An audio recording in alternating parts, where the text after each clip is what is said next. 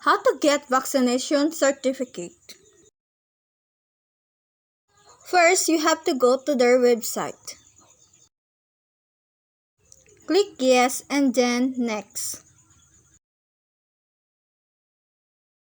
Enter your personal details, including when and where you get vaccinated.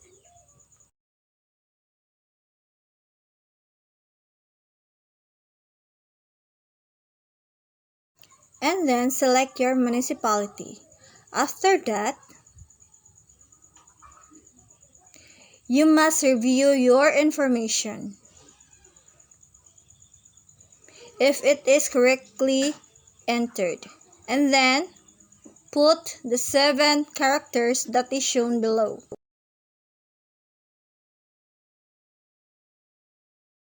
If the result will be like this, you have to upload the following details.